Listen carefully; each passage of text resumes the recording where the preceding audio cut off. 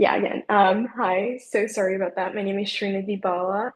Um, it is truly an honor and a privilege to be with you all today.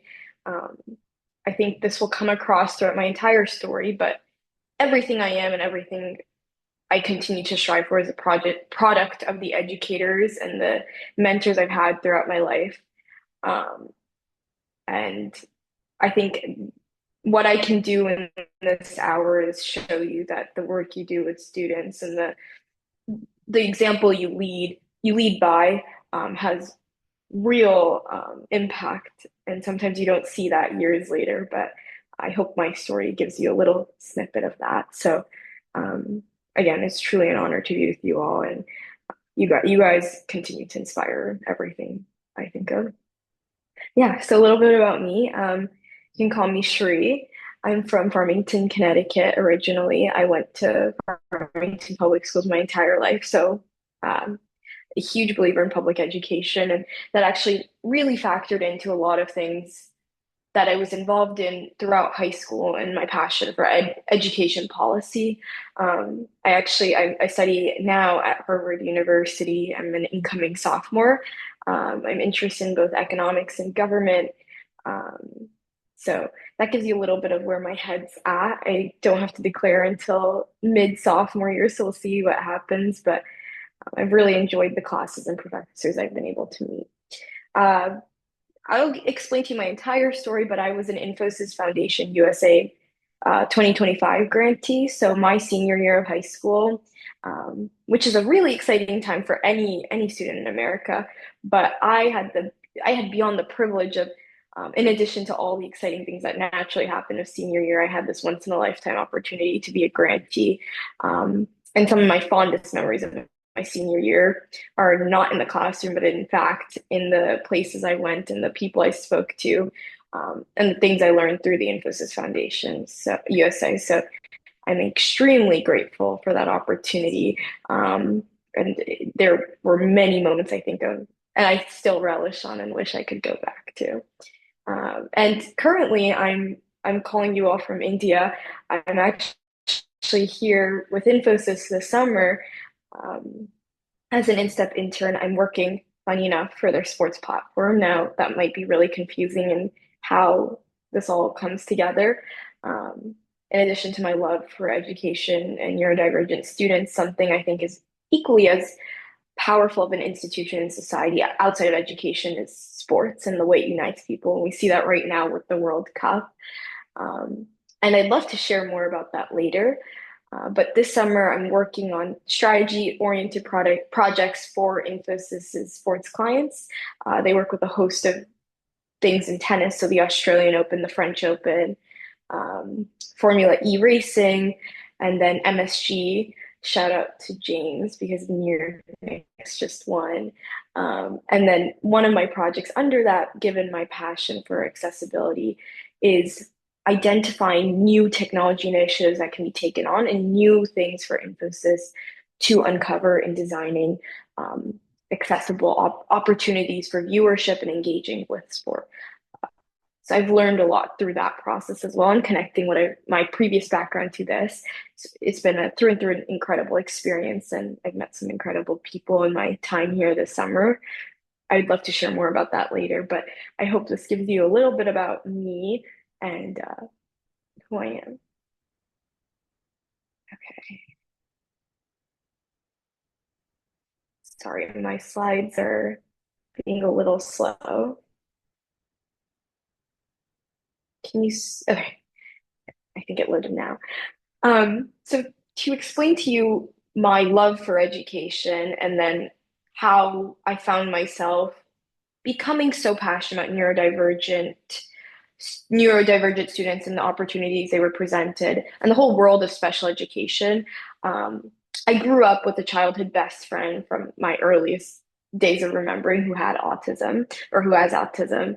Um, and seeing the world through his eyes and the opportunities he was presented, whether it was in school, extracurricular activities, etc. He had equally the same amount of potential as me, and honestly, greater intelligence in many different areas. But he had specific needs that weren't met by the school system. So, under this umbrella of special education, it becomes what are the specific interventions we can take on, what are the behaviors we need to fix.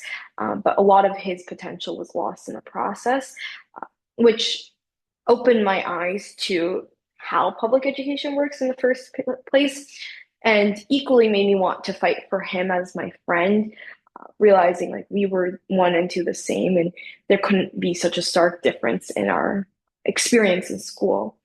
And then that kind of led me into getting involved in my school special education program. These are pictures of me in fifth grade. But we would do like lunch bunches. They were just genuinely some of my best friends. But again, I was very, very grateful because it was the educators in my fifth grade classroom. Once they knew I was interested in these kind of things and had a certain passion um, for helping others, my fifth grade teacher, her name was Miss Aquilino. She set up all these different ways for my school projects to be a collaborative process between me and a student in the special education program who was also in our class. We would do lunch bunches each week. So I had an inherent belief and understanding in this world. But again, I'm very lucky that I had an educator, and she genuinely was the first person who helped me realize that there was something active I could do instead of just, you know, sitting around and thinking about it. So I'm very grateful to her as being that first turning point in me taking on an active role in the special education department in Farmington, my school district. So it just started off with socialization, and we would do school projects together, etc. And it really just genuine friendship. These are some of my closest friends even today. We all graduated high school together, which was really fun. Um, but these guys are some of the best humans I've met in my life. So I would say my fifth and sixth grade of upper elementary, I was very much like trying to understand middle school myself and um, whatever. But that transition into COVID 2020 was the real turning point for me. Um, we went completely online out of nowhere, and I had absolutely no understanding of technology myself. I was not very well versed. So we were kind of learning as we went. Teachers expected us to figure things out. But in the process, we left a whole student population, which my district had spent so much time trying to integrate into our schools, out of the picture.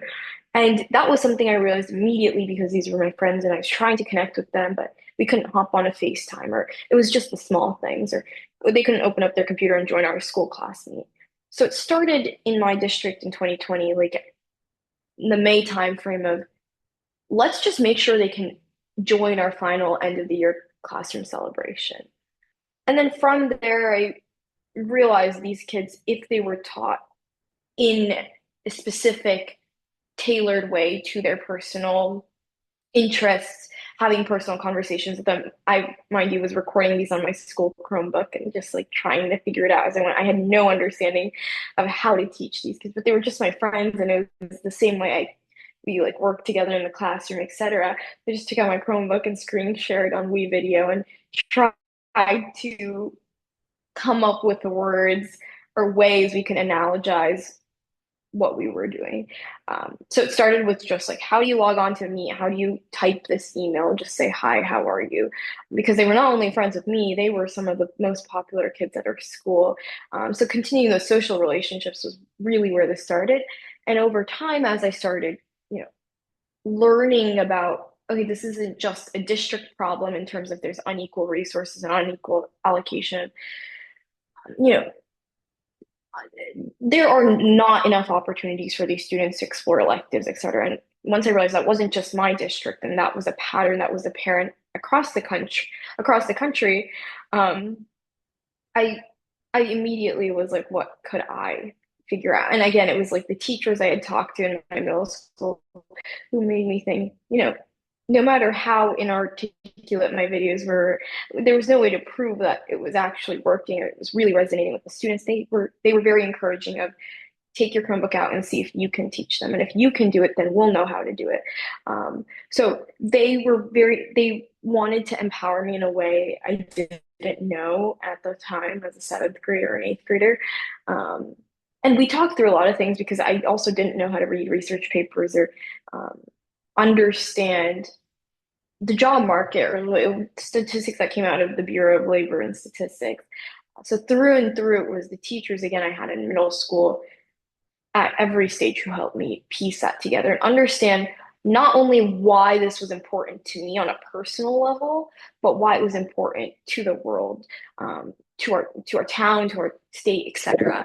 Um, you know, the kinds of potential they had to change and shape job markets, the kinds of innovations that only they could come up with that um, could make our world progress. So those were the kinds of things educators helped me did. I had an idea, I had a passion, but and this is just one part of this, it was completely, they're pushing in the kinds of conversations I would have after class, um, and the emails I would write later um, in the evening and thinking about just different things or staying back after class. They were the reason anything like this even started in my district. So at the end of my eighth grade year, I actually organized a STEM game night, which I had been doing these informal video lessons. I was sending them individually to each of those 10 kids in the class and trying to do one a week for each kid. So by the end of one year, I had probably done around 50 to 60 videos. Um, but we wanted to do something that brought all of these kids together and gave them that social element. So the fundamentals of what we were teaching were block-based programming. We were trying to teach them, okay, how do you think sequentially? The motor skills, how do you build the motor skills to just simply drag and drop?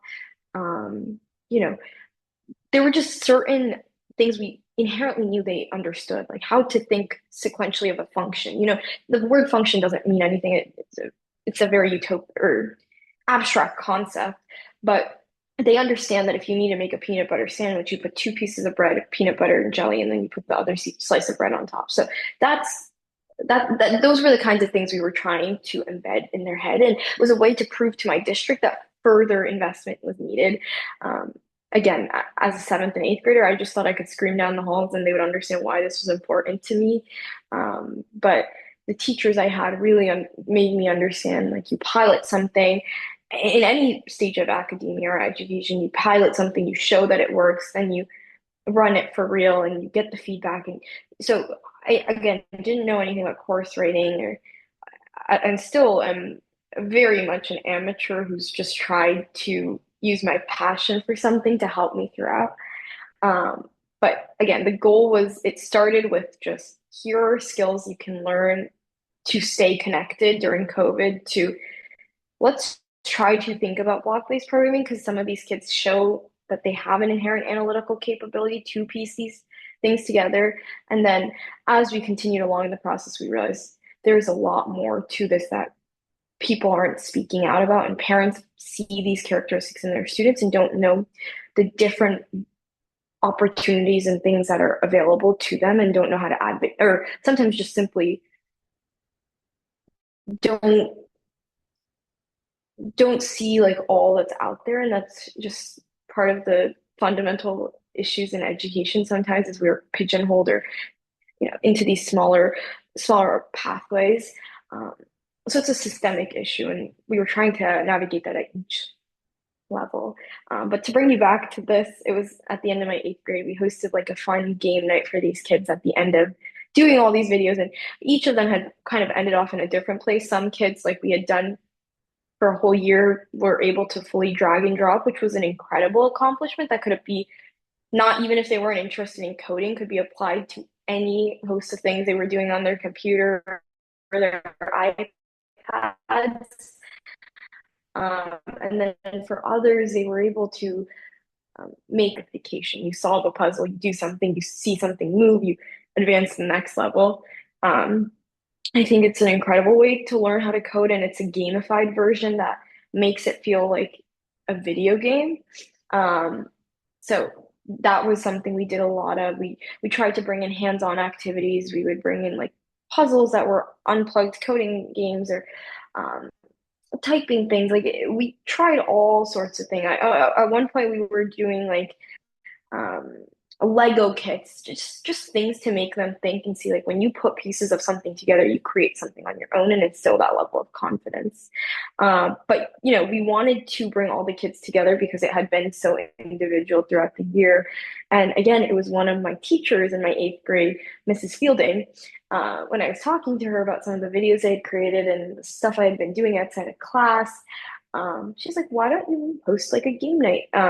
We do it was still again during COVID, so we had our own game nights for our end of the middle school things, including bingo. And we thought this would be a fun way to showcase their learning, also to bring like parents of these kids together and like other educators in our building to understand what was going on. So at every level, she helped me understand like not only again is passion important, but the stakeholders you connect with, and then the support you gain through those relationships is equally. You can be passionate about any sort of thing and have such a noble goal, but if you don't have the people who equally believe in your vision, you don't articulate that, um, you can be left to your own devices, and what you build on your own is obviously not as strong as what you can build together. So, as an eighth grader who didn't know anything at all, we somehow pieced together and hosted a STEM game night. So we did like math games, which were things they had already learned in their general education classes. And then we did some of the coding things. We coded like a dance party. Again, this is something on code.org that's super fun because you can play songs, you can see these characters dance. It's very much like up to these kids' personalities to decide. And it is not rocket science. It's just so fun and genuinely like a good time. Um, and we had a lot of kids, like a lot of my friends were really loved to like dance and loved music in general. So this was a great way to pull them in and like start to code on without realizing it. So it was an awesome time. And then we obviously, through that, again, it was my math teacher, Mrs. Fielding, who told me to apply for a grant in our district, kind of proving that like parents love this, kids love this, and the joy that you derive on their faces. um, let's try to get more resources in these classrooms going into the next academic year. Um, we there's only so much one person can do, and when I was moving into my high school years, so I was I was trying to figure out what we would do with our middle school. And I was really lucky to have a wonderful head of special education teacher who equally believed in the mission, and some more unplugged activities, get more tech devices in the classroom, etc. Because I mean, 2020, like when you think about it now in 2021, feels like so. I hope I'm not breaking up. Feels like such a long time ago, but just the inherent difference in technology we were provided as students at that time and what these kids were given um, was jarring. And you talk about the rate of acceleration, and like we're all trying to catch up to that race, and we again leave so many people behind who haven't even started running that marathon. And I think in 2020 we perceived technology as a race we were going to complete. We've now realized it just keeps going forward and forward. There's no time will like actually really catch up, truly catch up. um, but it's interesting to think back on like human behavior at that time and how we just approached um, connection, and how in such a turbulent and tumultuous time, some of the important groups of people in our lives we sometimes forgot about.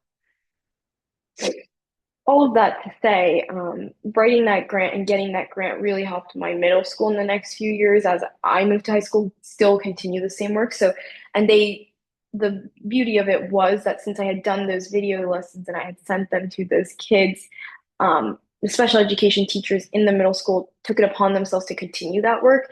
It's really hard at first, and you'll all know, to inherently embed like curriculum blocks or lesson plans.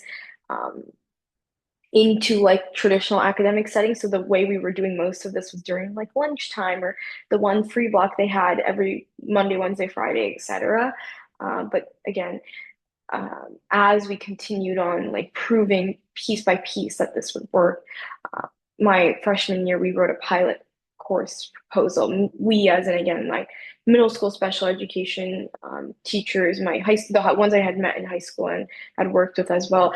I just from the start knew I was never going to be the most proficient person to teach this, and beyond the passion I had, um, I had to recognize like when to step in and step out in terms of where are my strengths, and not an educator myself, and I wanted these students to have and my friends to have the best access to resources possible. So I realized it was more about like getting in contact with the right people and helping them help me put these pieces together. So that's how I landed in Dr. Krishnamurthy of University of Calgary, who has done some incredible work with wearable technology, et cetera, for nonverbal student populations, and has worked with a lot of students with special needs.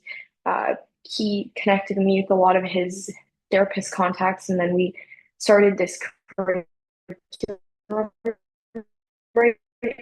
a formal curriculum writing process instead of these what I had been doing, and trying to okay, make time for a student who has no formal exposure at all. How do we bring them to the speed of, you know, being able to put a function together? And again, we just wanted to give them like an understanding of block-based programming, and not everything you see. And this is like some of the stuff we were working on. Not everything here is inherently interesting to a student. And no one we worked with wanted to do all 8 or 9 of these things. But the thing we were most passionate about beyond coding and getting their hands and instilling this level of confidence into something completely new was the digital citizenship side of it. In talking to so many parents with special kids with special needs, and just thinking about my interactions with a lot of my friends myself, um, this is a population of students who aren't, at least in my district, given the same understanding of like privacy, what to share on online, and such. Since they're such big users of technology in their day-to-day lives, whether it's their iPads, etc., um, there was a real gap in like we were sending them out into the world without any understanding of safeguards. So that was something we were pretty keen on. It was like beyond coding, and maybe some kids like are just not going to be interested in this, and that's totally fine.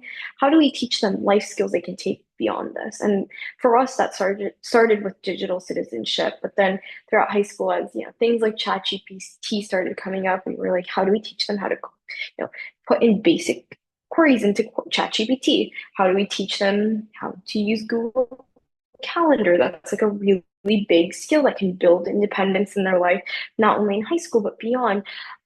So we started seeing other sides of it. My mission was really at the beginning to teach them how to code, because I thought when you learn something like that and you can build something independently, you instill a level of confidence, even if you never want to code again, that you can do things on your own. And technology is just growing at such a fast rate, and we've kind of nailed the horn on why it's so important to learn how to code. And this is a population that had obviously been overlooked, and the potential side of things, and why we needed these people to have seats at the table and contribute to our society. And as a whole, we would progress better because of that. Beyond all of that, like biggest thing I realized was, if my goal is to help my friends at the end of the day, like that encompasses all sides of things, and that goes beyond coding. So again, it was the educators I had talked to at this time, the paraprofessionals I talked to, the conversations I had on a daily basis that made me rethink and grow my narrow focus, and see a lot more that's out there. Was a lot of times the paraprofessionals I was talking to who had conversations with like students as parents, who would share like things that the parents wanted me to know. Or there was a lot of liaisonship in this whole process, especially working with a student population. Um, and when you're piloting and trying to understand like what's working, what activities, what hands-on things are good for these students or not, it's there's a lot of unknown. And even today, when you ask me, and I was telling Amrita this before I got on, it's like I think back and I'm like, I could have done this so much better one day, 1 month, 1 year later. But at the time, like the decisions I was making, and I think even like a day from today, I'm always just reflecting. Um, I was trying to do the best I could, but it was the educators that I had who was like, it's okay to not know that everything feels perfect. And no teaching model does it always feel like you have exactly everything under your grasp. Because I do think back to being in high school and like trying to think these things through. And over time, I just had such a love for this. Like I would spend, I loved it. Like I cannot tell you, like getting on calls with kids, talking to like professors like Dr. Krishnamurthy, writing these lesson plans, designing, like I genuinely loved every part of it. Um, but then like you get that level of self-doubt because you're still like a 13, 14-year old. And again, it was the educators that were like, you got to trust you know what you're doing and you clearly have done all this work. And if it weren't for them, I would have never gone seeking, talking to other people outside of my district and trying to understand how to get this out to more students than kids in Farmington. Because again, my focus was to help my own friends, but um, that over time just naturally expanded. So that's how we kind of land on Code for All Minds is we were doing this original like the course creation and piloting for my district and then you know, in talking to educators, talking, a lot of my friends in my district had other friends in other states. Also, again, I grew up with a childhood best friend who has autism, who's now in Virginia, and I was still in contact with him, and we would try a lot of this stuff too. He was one of our pilot kids, even though he wasn't in Farmington. And then he had friends who were like, "Ah, I just want to try to teach. My parents would be like, I just want to try to teach my kid how to drag and drop, or I just want to, teach them what is coding? There's careers and stuff. So there was just different needs that I was being approached with. And I fully understood like there's clearly a national gap for this and there's no real direction. And when all these pieces of technology keep moving, if there's something I can do to help and I'm already doing this work in my own town, why not just make that freely accessible to everyone? And I'm still like no perfect model or it's a work in progress. And still to this day, I'll say that. But if it could be of use to someone in some way and help change that person's world, um, I mean, what more? What more can you ask for? Um, so this is um, kind of how I thought through things. And during the pilot process, we were working with kids all needs and at all different levels. And we were able to try, and through the pilot process, which took us about a year, we were able to come up with here's what a kid who came here with no exposure was able to do, and like the path we took, and the number of times we went through the same thing. A lot of this is like repeating the same lesson and bringing in new kinds of activities, but these concepts, again, are very abstract. Um, it feels abstract at times until you apply it to something very much you do in your daily life. And then we had an intermediate track that would bring in more application-based opportunities, not just learning, like they would get to make their own projects, etc. And then we also had an advanced track, kids who were kind of just speeding through this and really, really loved it and wanted to do more. They were the kinds of kids who were getting all their certificates on code.org and printing them out and then doing more after. So we worked with all kinds of students.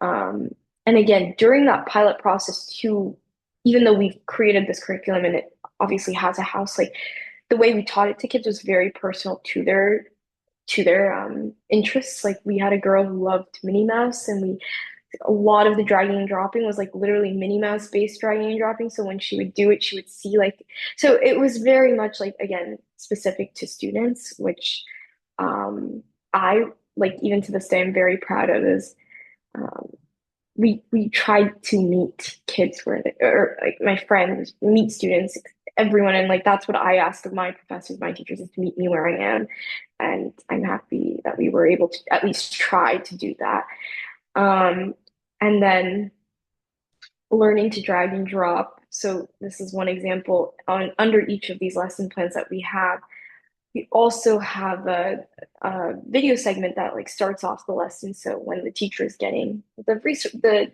day setup or the lesson plan setup, they would play this video to just unconsciously get their minds starting to think about these things. And during that process, I actually worked with a media and design team here in India to design like autism and sensory friendly media, like in terms of the video. You don't want it to be too overstimulating. Like, what are the specific types of things these kids enjoy? We also, during the pilot process, asked the students of the program, the pilot program, to name the characters or like decide what they looked like, what they were wearing. So we tried to not, and when I say we, as in like me and the educators I had been talking to, I mean, I did a lot of this on my own, but I talked to so many people and the teachers every single day who were willing to share their guidance. Um, they were like, as important as it is that you believe in something, it's, you not only build for them, but you build with them. And I tried to do that in whatever capacity I had. Again, I was doing this on my own and didn't have an insane amount of resources, and it was pretty scrappy at the beginning. But in whatever capacity I could do that, I really strived to make it feel like we were working on this collaboratively and we were learning from each other versus we were so that was again something I think about now, and I'm very happy we did. And the characters Rover and Luna for the pilot students will always be like they're developed characters. So again, this is what a sample lesson plan looks like.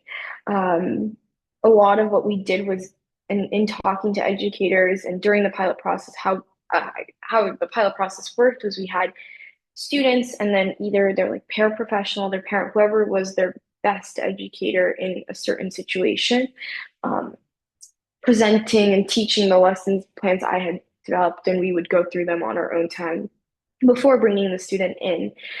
But in a lot of those and then we would observe, and a lot of times I would have a therapist on to give me notes of what to improve, etc. Um, but a lot of times, what I realized in talking to parents and educators is too much specificity and too much of like a fixed block of here are the 10 things you're going to do, and once you do these 10 things your student's going to be perfectly understanding is never the way to go about it.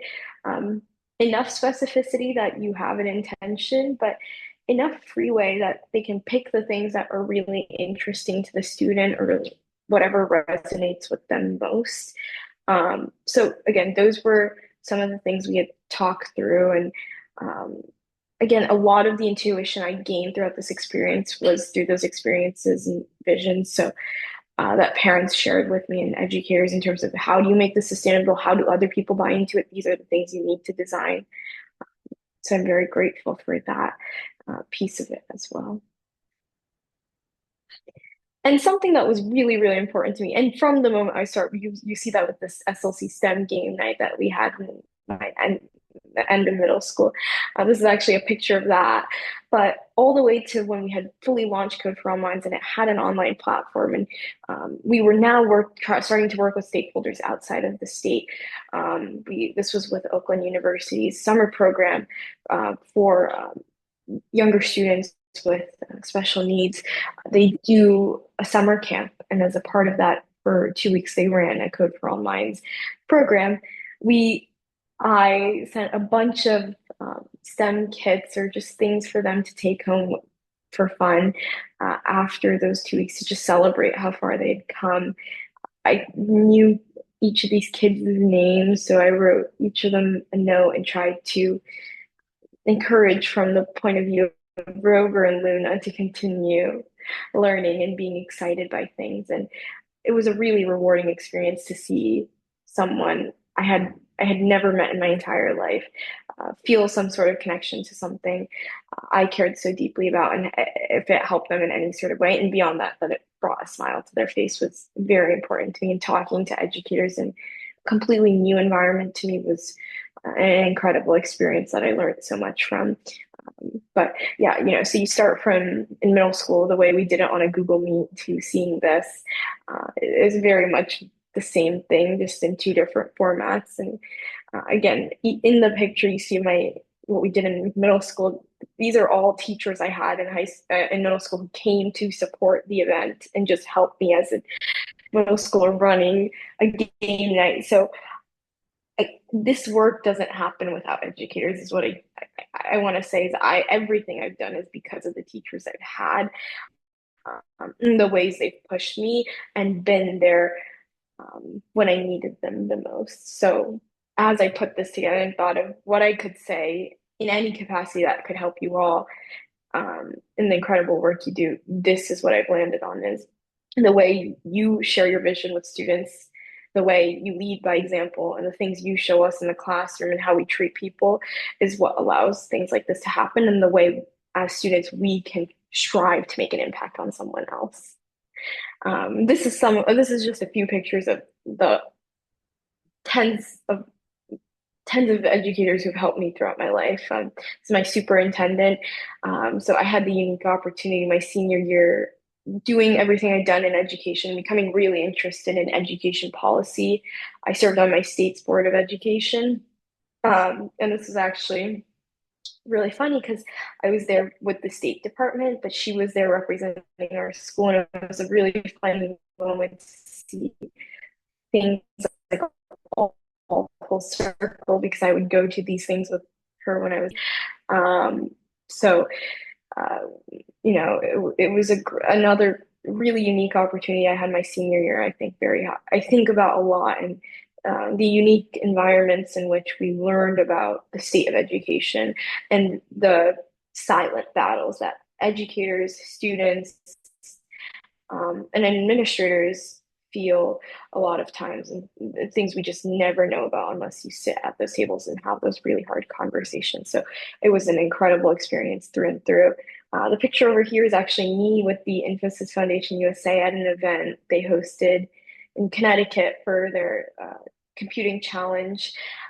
This is the start of the kind of partnership we started taking on. That was the first time I engaged with anyone, and the rest through and through is nothing beyond my wildest dreams, but um, it's kind of what started it all. And the educators who were sitting there, and Commissioner Russell Tucker, who I then ended up working for the next year, my senior year of high school.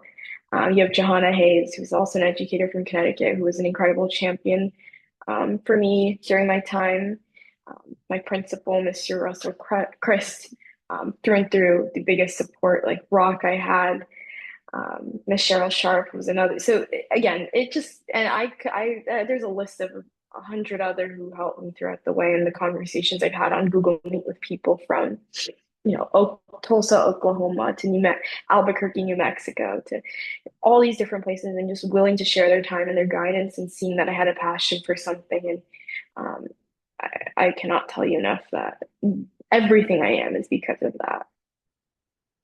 Um, and everything I am is because not only because of the educators, but the people in the nonprofit sector, people um, with the power in these institutions. And one example of that is obviously the work of these incredible people who hosted this event.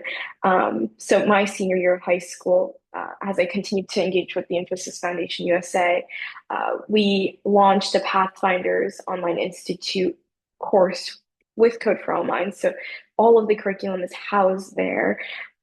And that was a really cool opportunity to see something I had done, and I built a very scrappy and designed website on my own with the help of very few people, to seeing like a whole foundation really champion it was really, really rewarding. And then through that, we had some incredible opportunities through the funding they gave and just the guidance I got. Um, I was able to launch a program similar to the work we do in the US. I was curious about, across the country, across the world, how is special education viewed, and then very close to my heart, especially India. Um, and we started a pilot program that's still honestly going. We still haven't landed on a real perfect way of doing this. There's also global context that matters in education.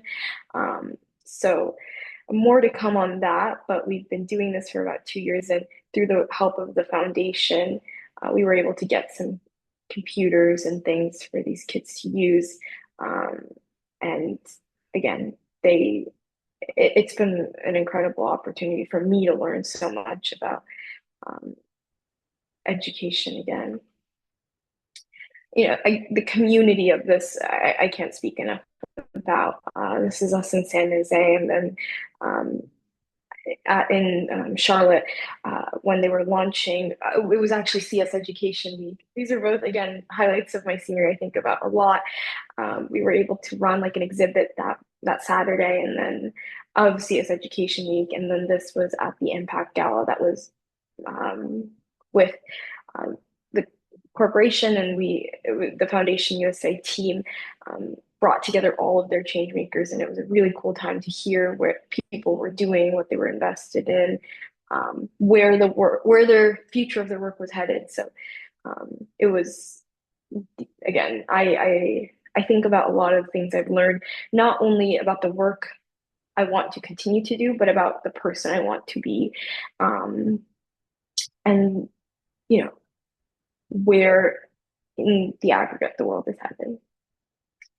And then I cannot say this enough, but you know, work and having a passion and a love for doing something um, is incredible, but having people who push you forward and then also become beyond just mentors, but true friends throughout the process.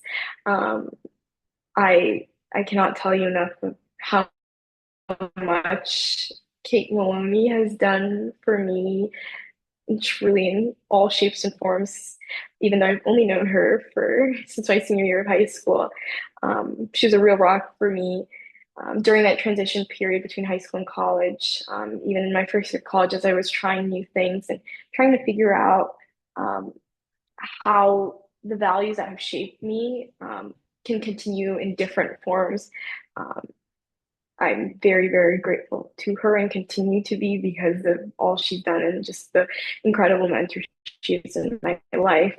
Amrita as well has been an incredible person to lean on. I now for the summer live 20 minutes away from her, which has been awesome to see her all the time, get her guidance on things and share like life experiences I'm having, and she inspires me in a great deal. And then I have to say, James, it's fun now to have an Infosys email now that I'm interning at the company to send him things about the New York Knicks and when they won, congratulate him after making fun of him so much the year before. But again, all I say this is the foundation goes beyond, the institutional relationships and partnerships that you look at broadly, like it's the people and the human connections they have that make it so different from any other environment I've been in, and I'm so lucky for that. We can talk about the platform all we want and the incredible change that happens year in and year out. But at its core, I believe it's the people that are the most valuable thing of this foundation and the what keeps the light burning. So I'm so personally indebted to them, but as a whole, I think our world is a much better place with these people and all the people of the foundation. I couldn't find all of my pictures, but of all the people of the Foundation USA team who made this entire goal, this mission possible, and continue to fight for this every day. And I think I've said this in many shapes and forms throughout this presentation, but if I can put this in one statement, this was me when I was thinking about this presentation, how I would say this in the most articulate way. But again, I cannot thank you all enough for everything you do.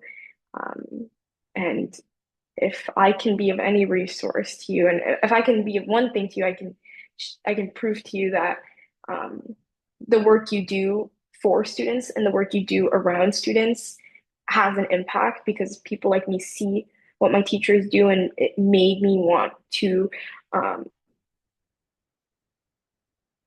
take inspiration and do things like them for others. Um, and I'm not able to really articulate again just the incredible people you are and how much respect and how much I owe so much of my life to you all. So thank you so much. And if I can be of any resource to you all or in these last 10 minutes or so, share if there are any questions I could answer. But yeah, thank you so much for joining. I know you all have very busy lives. And this is your summer and the rare time you get off, you're choosing to spend it here. So thank you so much.